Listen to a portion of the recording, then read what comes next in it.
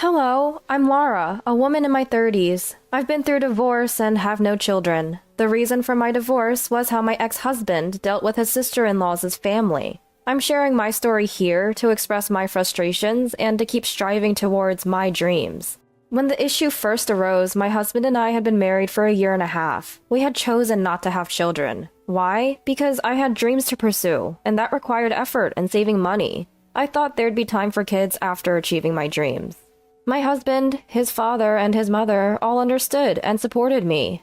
I grew up in a close-knit family with parents, a sister, and a brother. We always chat and have fun together. On the other hand, my husband's family kept to themselves and didn't interfere much in each other's lives. In fact, we'd only hear from his parents once every 2 months or so for a quick update.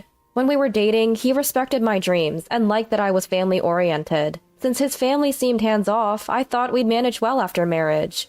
But after we got married, my husband began inviting his sister and her kids over constantly. And then one day, my husband David said this: "My sister has 3 boys and it's tough for her. Help her out. Pick up the kids from preschool, make meals, and even give more gifts." Now, if his sister, a housewife, was busy, I could have understood. But her kids were a handful, and I simply didn't have the time since I also work. When I refused, my husband got angry out of nowhere. "You pick up and feed your own sister's kids, don't you? They're both adorable nieces and nephews. Don't be discriminatory." It's true, I did pick up my niece. My sister was hospitalized for a few days because she fell ill at work while pregnant with her second child. My sister's husband couldn't make it to work, so I stepped in. During that time, my mother visited my sister and cleaned the house, while I picked up my niece from preschool and fed her until my brother-in-law could take over. He often came home exhausted, so I'd prepare simple meals, but that was an emergency because my sister was unwell. However, my husband just couldn't grasp this. Honestly, I wasn't keen on my sister-in-law's kids, but I've never treated them differently from my niece during birthdays or Christmas. "You took care of your niece, but you won't take care of your nephew?" Taking care of my niece was different. She's my relative. Maybe you should handle your own sister's kid, especially since you're the one who wants to take this on. "But I work late. Picking up the kid from preschool is out of the question, and let's not even talk about my cooking skills." Having my sister-in-law's kids over was always a handful. My husband couldn't manage them all on his own. It was just too much. They'd run around, grab handfuls of cake, and fights would break out in a snap. Whenever I cooked, they'd complain it was gross and uneatable. Initially, we'd consult with my sister-in-law and her husband about gifts for the kids, buying them secretly. But at one point, she just asked for cash instead. Assuming she had her reasons, we went along, setting a certain amount to give her each time. Turns out, she was pocketing the money, and the kids started calling us stingy. I felt it was bold of her to take the money and still ask for more gifts. I didn't like these kids, who were neither polite nor careful with our things. And the fact that I was expected to be the primary caregiver was frustrating. You offered to help on your own, so you should take care of it alone. If you were helping with my niece, I would have helped with my nephew. But you never did, right? If you can't handle it, you shouldn't offer. And at the very least, you should consult me. Why are you so against taking care of them? Well, your nephew is a lot more destructive, okay? I don't want any more of my things ruined. It's different when it's a single niece versus 3 siblings close in age. Our discussion was going nowhere. We needed to cool off, and for my husband to understand my point of view. I packed up and went back to my parents' home. Divorce wasn't on my mind at that point. I was hoping for reconciliation if he could understand where I was coming from. Maybe it's wrong to favor my own blood-related niece, but back when my sister was pregnant with her, I was still single and living at home. She would come by and I'd get to feel her growing belly. I was genuinely happy for her, and I felt different about my nephew. Still, blood shouldn't be the only factor. I tried to treat them equally, but I could no longer tolerate my sister-in-law's audacity and my nephew's demanding nature. When I left, I sent an email suggesting we both take some time to cool off. But it seemed like my husband wasn't fully grasping the situation. Why are you making such a big deal out of this? My sister-in-law is not ill or anything, so why do I have to take over her responsibilities? I was not fond of my husband's attitude of assuming I'd naturally take over. I didn't reply to the email, but just kept a record of it. I visited my parents' house after a long time and went out for a meal with my parents and my college-aged brother, Daniel. I told them about what had happened and said I might get a divorce. They were understanding. Divorce doesn't affect your dreams, and experiencing it once might not be a bad thing. Why don't you stay here for a while and focus on your goals? I don't appreciate the entitlement from him, so why not divorce? Taking my father's advice, I decided to focus on achieving my dreams while staying at my parents' house. A few days later, another email came from my husband. If you don't come home, your precious music box might get destroyed when my sisters visit tomorrow. I had already taken all the stuff I bought myself, as well as gifts from parents, friends, and siblings. He didn't seem to realize that. The only thing left at home is what you gave me. After I replied, he seemed to get anxious and called me for the first time since I left. Your brother came over unannounced, played games when I wasn't home. He wanted me to admit I was wrong and come back. I explained that my brother came because he had free time, and he helped me with the game. It just so happened to be a day my husband was at work. I had paid for the gaming console, and the games were mine too. I hadn't inconvenienced him in any way. I won't return with that attitude. I'm doing just fine, and I don't want to meet your sisters or nephews because I don't like them. With those final words, I hung up the phone on my husband. I consulted my mother-in-law because my husband showed no remorse, only to learn that he and his sister weren't close in the past. Given that she got pregnant and married as a teen, leaving home early, it's kind of expected they didn't get along. Even my mother-in-law had no idea why they'd suddenly become close now. I had all my treasured music boxes with me, and I didn't care about the stuff my husband had given me. Ignoring his emails led to a photo of my broken music box arriving that night. I have all my important things with me. I'm not attached to anything you gave me, I replied. Days passed with no further development. My in-laws grew concerned with our silence and called my emergency cell phone. I explained that I was at my parents' home and told them why. Hearing that my parents-in-law was considering divorce, they made an emergency visit to my parents' house for a discussion. The talk involved parents-in-law, my husband and I, and my parents. It seemed that my husband had been staying over at sister-in-law's house instead of coming home. Sister-in-law, who doesn't do housework or childcare, seemed to find David bothersome and told him to call me and go home. My husband wanted to play the role of a dependable brother to his sister, but instead he felt discouraged by being treated as an annoyance. He told me it was unfair that I live close to my parents' house and get along with my siblings. Seeing you close with your family was painful for me, so I tried to be close with my sister. Even if it makes you uncomfortable, I've been uncomfortable too. Isn't that fair? You get along with your family, and that's not fair. So it's not fair unless my sister also gets treated better. Usually, in-laws on the husband's side get priority, right? But your family doesn't care about me. Your sister's husband is treated well, though.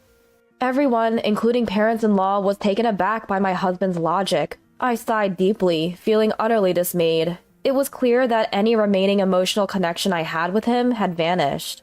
Being part of your happy sibling charade is exhausting. You say don't discriminate between nieces and nephews, but I've been trying to treat both the same. But being told not to favor one over the other is unrealistic. I'm human. I have likes and dislikes. To be honest, why should I love a child who's not even blood-related and is ill-behaved? They break things, make a mess, are picky eaters, and constantly complain. And your sister only dictates what to feed them without bringing anything they can eat.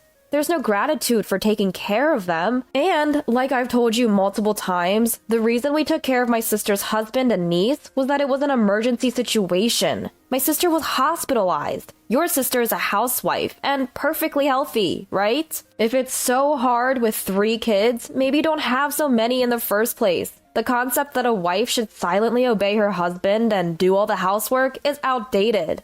If you want to say such things, why don't you earn a double income like husbands from a generation ago? We never favored your sister's husband over you. We didn't bully you. Dad even invited you for drinks and to share hobbies, right? You're the one who declined. What does being cherished mean to you? There's a reason we treat you and your sister's husband differently. You know that. We've known him longer, and he was already like family before they got married. Remember I told you about when Dad got sick while I was in college? Your sister's husband was the one who stepped up and supported him. You never have a drink with Dad as an adult. You don't put any effort into family gatherings, always running away. It's okay if you're not comfortable with it. Running away is an option, but don't hold grudges for avoiding things you don't want to do. Is that what being cherished means to you? Is it that you have to be number one in everything? How old are you? It's unbecoming for an adult. Wanting a family that only serves your interests is unrealistic. You're just a child trying to create a world that's convenient for you under the pretense of equality. Also, about that music box, I can't trust someone who uses things to make threats. I don't have the confidence that we can continue as a married couple, so let's part ways. That's when my husband finally realized I was serious about divorce and started making bizarre threats. I looked down on him coldly, thinking that he might still have a chance if he apologized and admitted his mistakes. If you leave me, you'll be unhappy. I have a feeling. I'd rather not spend a lifetime with your feelings. I'd be happier without you. A married couple is one unit. Can you manage if you break off and become half a person? There would be no problem. I'd just go back to how I was before marrying you. We were always two separate individuals. The idea that a couple is one unit only holds when both are helping each other. I can live without your help, and I'd be emotionally and physically better off without you. Are you jealous of my sister? You guys left me alone much more. Hearing that, I burst into laughter. Jealous? Do you think I have that much emotional investment in you? As long as you don't bother me, I don't care what you and your sister do. If you two get along without relying on me, I won't mind. But if you ask me to take care of your nephew or cook, that's a different story. I'm willing to help if your sister is sick, but she's healthy, isn't she? Why should I do what she used to do as a matter of course? If you're going to treat me like a maid, shouldn't there be a salary involved? Isn't it presumptuous to expect me to work without any compensation? I do housework for you because you bring home a salary. I took care of my sister's husband and niece because my sister was in the hospital. Your sister isn't sick or financially dependent on you. If you want to be a reliable brother to her, then take action yourself. Don't involve me in your little facade. It seemed like my husband had been harboring feelings of inferiority towards me and my family for quite some time. He felt that since I made him feel inferior, I deserved to suffer or feel bad, as if that was only fair. I continually rejected that mindset. As a result, I secured my husband's agreement for divorce. You don't value my family, and you don't listen to me. I don't need a wife like that. Take all the savings. Take whatever you want. He signed the divorce papers, and we were officially separated. But that wasn't the end of it. My sister safely gave birth to her second child, a baby boy. As I was busy preparing to live alone, my ex-husband unexpectedly showed up at my family's home. Out of nowhere, he blurted, "I have a favor to ask. I tried inviting my sister over because I felt lonely, but she refused because I can't cook. So I've been ordering delivery, but I'm running out of money. We used to split living expenses, but now I have to cover everything myself, and I can't make ends meet. If I stop ordering food, my sister won't come over anymore. So can you help me out financially each month? We could get back together, you know." When he showed up asking for money instead of apologizing, I couldn't help but burst into laughter. What's the advantage for me to get back with you? I actually have more spending money now. I don't want to see your face ever again. If you show up again, I'm calling my lawyer. I had my dad and brother, who had come out just in time, send him away. Although he hasn't visited since, he still sends emails regularly. The more I read his incessant demands for money, the more I realize how poor my judgment of character was.